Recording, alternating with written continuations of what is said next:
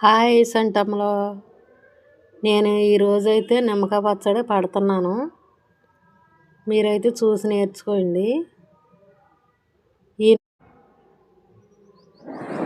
కాయలైతే ఇలా 4 బద్దల కింద కోసుకోవాలి.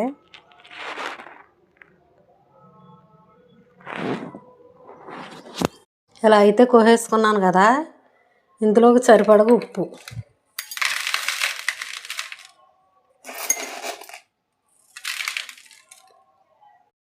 నేను మొన్న ఒక 50 నిమ్మకాయలు కోసుకుని ఎండలో పెట్టుకున్నాను. 4 రోజులు అయింది. ఇవి అయితే ఎండిపోయినాయి. ఇప్పుడు ఇందులోకి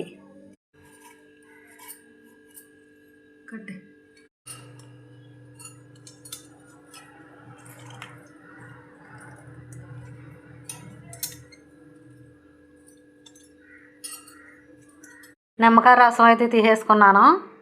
ఇప్పుడు ఇది ముక్కల్లోకి వడకట్టుకోవాలి.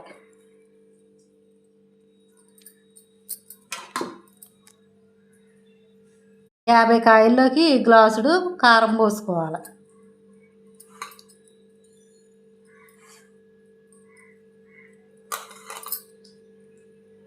నిమ్మకాయ పచ్చడి అయితే ఇలా కలిపేసుకున్నాం. దీన్ని తాలింపు పెట్టుకోవాలి. తాలింపుకి ఆయిల్ పోసుకుంటున్నాం. నూనె అయితే కాగిపోయింది. మెంతులు అయితే వేసుకుంటున్నాను.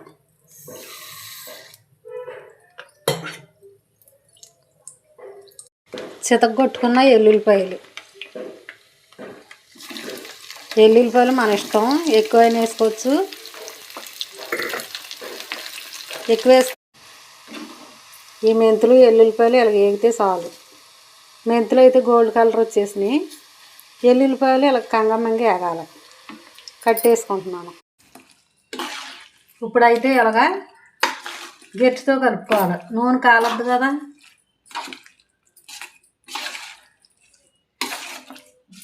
ఈ పచ్చడి అయితే కలిపేసుకున్నాం. ఇప్పుడు ఇందులో ఉప్పు కారం అన్నీ సరిపోయినాయి. నేను అన్నం తిని ఎలా ఉన్నది మీకు చెప్తాను. ఈ నిమ్మకాయ పచ్చడి అయితే ఉప్పు కారం అన్నీ సరిపోయినాయి. నేను డబ్బాలోకి ఎత్తేసుకుంటున్నాను. ఇది పచ్చడి జ్వరం వచ్చిన వాళ్ళు, దగ్గు రంపలెట్టిన వాళ్ళు పచ్చడి అయితే డబ్బాలో పెట్టేసుకున్నాం.